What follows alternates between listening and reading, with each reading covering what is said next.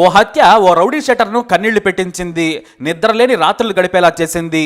అలాని ఆ హత్య ఎవరో చేసింది కాదు, అతనే తన చేతితోనే చంపేశాడు. చంపినందుకు సుపారీ కూడా తీసుకున్నాడు. కానీ ఆ బాధితుడి కళ్ళల్లో కళ్ళు పెట్టి చివరిసారిగా చూసిన ఆ చూపు ఆ రౌడీ షెటర్ గుండెకు గాయం చేసింది. ఎంత రౌడీ అయినా కూడా మనిషి కదా, ఎక్కడో దాగి ఉన్న మానవత్వం బయటకు వచ్చింది. పోలీసులే గుర్తించని హత్య చివరకు బయటపడింది. ఆ హత్య వెనుక పెను ప్రమాదమైన ఓ మానవ మృగం ఉంది. ఆమె భర్తను చూసి రౌడీ షెటర్కే కన్నీళ్లొచ్చాయి. కానీ ఆ నీచురాలికి మాత్రం కనీసం మానవత్వం కూడా అనిపించలేదు. భార్యను పువ్వుల్లో పెట్టి చూసుకొని 15 ఏళ్లు సుఖంగా సంసారం చేసి తోడుగా ఉన్నా కూడా అతని రక్తం కళ్ళ చూసింది ఆ దౌర్భాగ్యరాలు. అసలు హత్య చేసిన తర్వాత రౌడీ షెటర్ ఎందుకు ఏడ్చాడు, దాని వెనుకున్న కథను మిస్టరీని ఛేదించారు హైదరాబాద్ పోలీసులు. ఆ విషాదకరమైన కథను మీరు వినండి.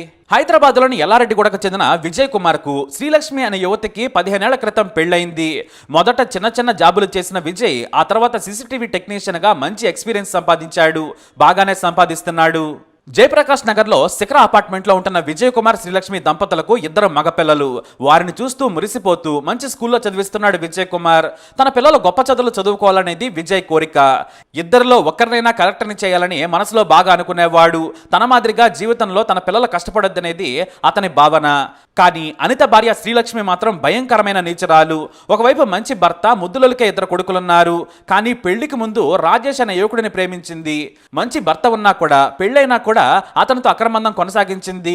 చాలా ఏళ్లుగా ఇది సాగింది. పిల్లలే జీవితంగా బతుకుతున్నాడు విజయ్.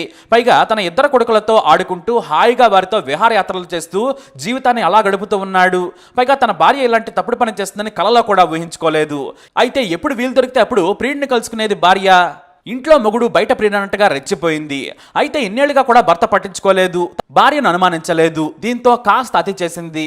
దీంతో ఈ ఏడాది జనవరిలో ఓసారి రాజేష్తో సన్నిహితంగా మాట్లాడుతూ ఉండగా చూశాడు విజయ్. అతను ఎవరంటే మాత్రం సమాధానం చెప్పలేదు. ఆ తర్వాత భార్య ప్రవర్తన అనుమానంగా ఉందని విజయ్ గమనించడం మొదలు పెట్టాడు. అయినా లక్ష్మి మాత్రం ఏమాత్రం తగ్గలేదు. గంటల తరబడి ఫోన్లో మాట్లాడుతూ ఉండేది, చాటింగ్ చేస్తూ ఉండేది. దీంతో ఆమె తన ప్రియుడితో బూతు చాటింగ్ ను రెడ్ హ్యాండెడ్ గా పట్టుకున్నాడు భర్త విజయ్. తన భార్యను నిలదీశాడు. అయినా కూడా లక్ష్మి తన తప్పు లేనట్లుగా నటించింది. ఆ తర్వాత భార్యతో గొడవ పడేవాడు విజయ్. భార్యను కంట్రోల్లో పెట్టడం మొదలు పెట్టాడు. పద్ధతి మార్చుకోకుంటే బాగోదని హెచ్చరించాడు. ఇటు ప్రియుడితో శ్రీలక్ష్మిని కలవకుండా కట్టడి చేశాడు. అయినా కూడా ఆమె బుద్ధి మార్చుకోలేదు. వాట్సాప్ వీడియో కాల్స్ నుంచి చాటింగ్స్ వరకు చేస్తూ ఉండేది. ఇది గమనించిన భర్త మళ్ళీ మరింత కోపడ్డాడు. నానా రచ్చ చేసి ఇంట్లో నుంచి వెళ్ళగొడతానని హెచ్చరించాడు. దీంతో భర్త మీద పగ పెంచుకుంది లక్ష్మి. 15 ఏళ్లుగా పిల్లలను తనను పోషిస్తూ వారిని సంతోషంగా ఉంచుతున్నాడన్న సోయి కూడా లేకుండా పోయింది. తన ప్రియుడితో కలవనివ్వడం లేదని తిడుతున్నాడని విజయ్ మీద రగిలిపోయింది. వెంటనే ప్రియుడికి చెప్పి తన భర్తను చంపేయాలని ఆదేశాలు జారీ చేసింది. మనం కలిసి సంతోషంగా ఉండాలంటే నా మొగుడు చావాలి, నువ్వేం చేస్తావో తెలియదు. వెంటనే విజయ్ను చంపేయమని ప్రియుడి కోసం కోపంగా ప్రేమగా చెప్పింది. కానీ హత్య చేస్తే తన పిల్లల బంగారు జీవితం నాశనమవుతుందని ఆమె అస్సలు ఊహించలేదు. కామపిచ్చిలో పిల్లలకు తండ్రి లేకున్నా పర్వాలేదు, తన శరీరం వేడిని చల్లార్చుకుంటే చాలనుకుంది. కళ్లకు పొరలొచ్చినట్లుగా ప్రవర్తించిన శ్రీలక్ష్మి భర్తను చంపేందుకు ప్రియుడిని రెచ్చగొట్టింది. అంతేకాదు ఆస్తులు కూడా ఉన్నాయి, వాటి ద్వారా మనం సుఖంగా ఉండొచ్చు అనుకుంది. దీంతో లక్ష్మి ప్రియుడు రాజేష్ సరేనన్నాడు. తన స్నేహితుడైన రౌడీ షీటర్ పటోల రాజేశ్వర్ రెడ్డికి విషయం చెప్పాడు. ఈ రాజేశ్వర్ రెడ్డి తన క్లోజ్ ఫ్రెండ్ అయిన మైతాబ్ సాయం కోరాడు. హత్య చేస్తే మంచి సుపారీ వస్తుందని చెప్పాడు. దీంతో వారిద్దరూ కూడా సరేనన్నారు. పక్కా ప్లాన్ వేశారు. అయితే ఎప్పుడు హత్య చేయాలో తానే చెబుతాను, మీరు రెడీగా ఉండాలని రాజేష్ కు చెప్పింది. ఆమె లవర్ తన 2 హంతక స్నేహితులను సిద్ధం చేసించాడు. ఫిబ్రవరి 1న తన 2 కొడుకులను తీసుకుని స్కూల్కి వెళ్ళాడు విజయ్. ఆ వెంటనే లక్ష్మి తన ప్రియుడికి సమాచారం ఇచ్చింది. రాజేష్, రాజేశ్వర రెడ్డి మైతాబులు ఇంటికి చేరుకున్నారు. వారిని బాత్రూంలో దాచిపెట్టింది. ఇక స్కూల్కి వెళ్ళిన విజయ్ కుమార్ తన చిన్న కొడుకు గోల చేస్తే 5 స్టార్ చాక్లెట్ కొనిపెట్టాడు. సాయంత్రం మిమ్మల్ని బయటకు తీసుకెళ్తానని కూడా పిల్లలకు ప్రామిస్ చేశాడు. ఆ తర్వాత పిల్లలకు బాయ్ అంటూ నవ్వుతూ వారిని స్కూల్లోకి పంపించాడు. పాపం తన పిల్లలను ఇదే చివరిసారి చూసుకుంటానని అతను కూడా అనుకోలేదు. ఇంటి దగ్గర తన భార్య రూపంలో యముడు కూర్చున్నాడని అమాయకుడైన విజయ్ అస్సలు ఊహించలేదు. ఇటు పిల్లలు కూడా నాన్న ప్రేమను చివరిసారిగా చూస్తున్నామని తెలియక చాక్లెట్లు తింటూ వెళ్లిపోయారు. ఇక దారిలో వస్తూ కూరగాయలు తీసుకున్న విజయ్ తన ఆఫీస్కి వెళ్లాలని అనుకున్నాడు. సరిగ్గా ఇంటికి రాగానే డోర్ కొట్టాడు విజయ్. భార్య నవ్వుతూ తలుపు తీసింది. కూరగాయలు కిచెన్లో పెట్టిన విజయ్ హాల్లోకి వస్తూ ఉండగా ఒకటేసారి వెనుక నుంచి వచ్చిన రౌడీ షెటర్ డంబెల్తో తల మీద బాదాడు. ఆ దృశ్యం కళ్ళారా చూసిన లక్ష్మి ఆ తర్వాత బెడ్రూమ్లోకి వెళ్లి దాక్కుంది.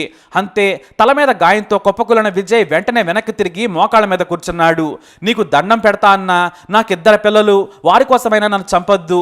చిన్న పిల్లలన్నా, నా చిన్న కొడుకు ఇంకా చిన్నవాడు, నన్ను చంపొద్దు, మీరు చెప్పినట్లు వింటానని ఏడుస్తూ రౌడీ షీటర్ రాజేశ్వరరెడ్డి కాళ్ళ మీద పడ్డాడు. ఆ కన్నీళ్లకు ఆ మాటలకు రాజేశ్వరరెడ్డి వణికిపోయాడు. అయినా కూడా ఈ లక్ష్మి ప్రియుడు మాత్రం కరుణించలేదు. చీరను మెడక చుట్టాడు. ఆ తర్వాత ముగ్గురు కలిసి గొంతును చెరక చుట్టి చనిపోయే వరకు నొక్కారు. అంతే, ప్రాణాలు కోల్పోయాడు. విజయ్ చనిపోగానే మృతదేహాన్ని బాత్రూంలో వేశారు.